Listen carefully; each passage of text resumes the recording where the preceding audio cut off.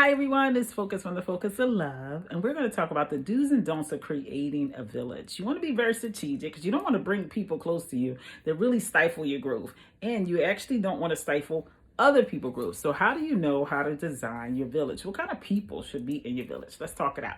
Now, you can check out the link below when I was featured on Fox29 with Mike and Alex on Good Day Philadelphia, and we talked about how to take stock in your life and how to create a new year, right? So check that out, and this came from that conversation. So if you're creating a village, you want to be strategic in this way. You want to have male and female. You want to have your age, a little younger, and definitely older. You want to have people who've been there, done that, or what you're trying to do. You want to have people that are looking to achieve what you're trying to do. Because what does that create? It creates a mentee relationship and a mentor relationship. Because the best way to learn is to be taught.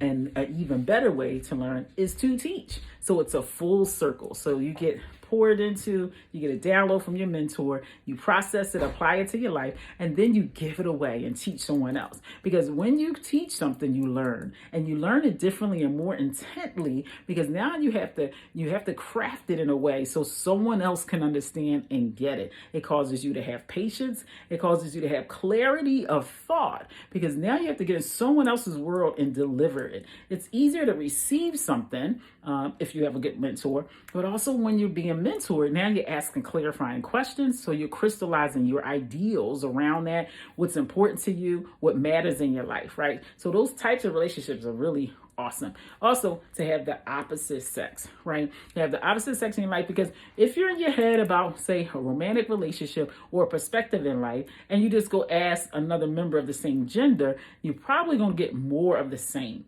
But when you ask someone that's the opposite gender, men are from Mars, women from Venus, you're likely to get a different perspective. Not necessarily right or wrong, just it'll widen and expand your thought process around it, so you can take in some new information and maybe reshape it to work through all your relationships, what a male need and a female need. So that's just some quick tips about what it takes to create your village. Now, what don't you want to do is force anybody in your village. You want to make sure it's a very mutual connection, that they too see value in the relationship, that you can offer something that's going to bring them value. They're not in this me syndrome, that it's created in a win-win world. So if the person is pretty selfish from the door and you're looking to convert them, that's not someone you want in your village. You might be looking to just simply mentor that person, or with some distance, you might want to help them to grow, but that's not necessarily your actual village.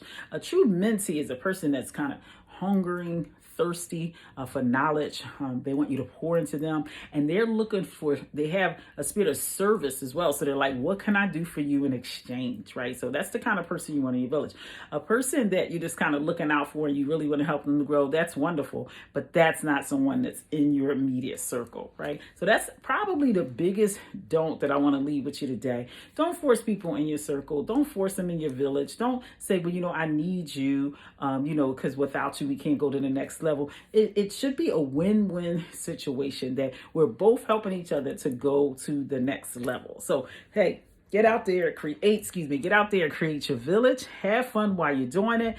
And don't be, stocked onto the intent of it, like they gotta come in.